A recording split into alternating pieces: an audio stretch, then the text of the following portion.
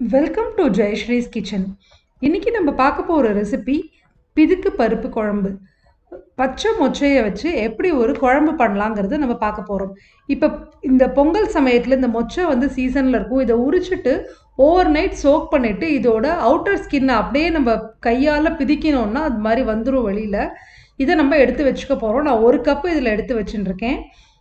ஒரு குக்கரில் 3 டீஸ்பூன் எண்ணெய் விட்டுண்டு ஒரு 7லேருந்து 8 பல்லு சின்ன பல்லு பூண்டு சேர்த்துக்கிறேன். ஒரு பெரிய வெங்காயம் கட் பண்ணது போட்டுக்கலாம். 1 டீஸ்பூன் ஜீரகம், அதுக்கப்புறமா ஒரு 1/2 டீஸ்பூன் வந்து மிளகு, இதோட ஒரு பச்சை மிளகா சேர்த்துட்டு இதை வந்து ஒரு 2 நிமிஷம் நல்லா நம்ம வதக்கிக்கலாம்.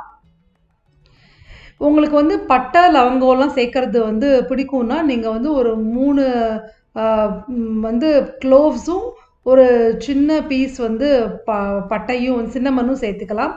இப்போது அடுப்பை சின்னதாக்கிட்டு இதில் கொஞ்சமாக கொத்தமல்லி, அதுக்கப்புறமா ஒரு தக்காளி, 3 டேபிள் ஸ்பூன் கோகனட் துருவின தேங்காய் நான் பல்லாக கீரி போட்டுருக்கேன்.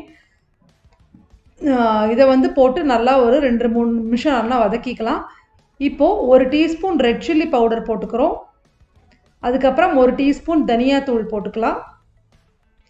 அடுப்பை ஆஃப் பண்ணிவிட்டு இதை நல்லா மிக்ஸ் பண்ணிவிட்டு இது நல்லா ஆறினத்துக்கு அப்புறமா நம்ம அரைச்சிக்க போகிறோம். இது ஒரு மிக்சி ஜாரில் ட்ரான்ஸ்ஃபர் பண்ணிக்கலாம். தண்ணி விட்டு கொஞ்சம் ஆறினத்துக்கு அப்புறமா நல்லா நம்ம அரைச்சி எடுத்து வச்சுக்கலாம். இதை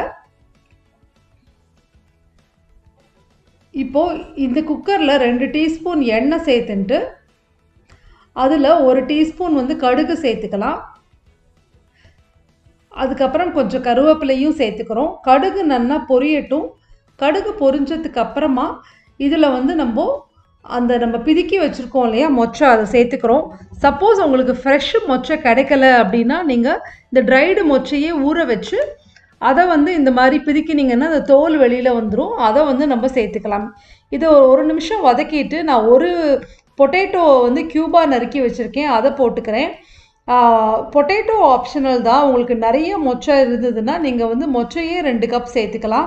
என்கிட்ட அந்த அளவுக்கு மொச்சை இல்லை, ஸோ அதனால் நான் 1 கப் மொச்சையும் கொஞ்சமாக வந்து பொட்டேட்டோவும் சேர்த்துட்டேன்.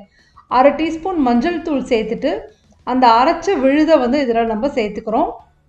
உப்பு சேர்த்துட்டு ஒரு 1/2 கப் தண்ணி சேர்த்துக்கலாம். அந்த மிக்சி ஜாரை வாஷ் பண்ணி அதே தண்ணியை வந்து அப்படியே சேர்த்துட்டேன். இது நல்லா மிக்ஸ் பண்ணிவிட்டு குக்கரை மூடி வச்சுட்டு 2 விசில் நம்ம விட்டுக்கலாம். இதுக்கு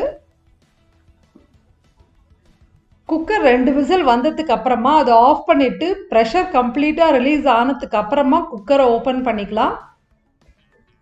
அவ்வளோதான், நம்மளுக்கு பிதுக்கு பருப்பு குழம்பு இங்கே ரெடி ஆகிடுது.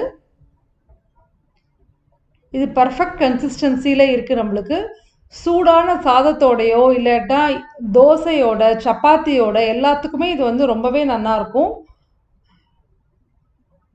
இந்த ரெசிபியோட டீட்டெயில்டு டெக்ஸ்ட் டிஸ்கிரிப்ஷன் பாக்ஸில் ஜெயஸ்ரீஸ் கிச்சன் வெப்சைட்டோட லிங்க்கோடு கொடுத்துருக்கேன், அதையும் பாருங்கள். இந்த ஃப்ரெஷ் மொச்சை சீசனில் இந்த மாதிரி வந்து இதை வாங்கி இந்த மாதிரி பிதுக்கு பருப்பு குழம்பு செஞ்சு பார்த்துட்டு எப்படி வந்ததுங்கிறத என்னோட ஷேர் பண்ணிக்கோங்க. தேங்க்யூ ஸோ மச் ஃபார் வாட்சிங்.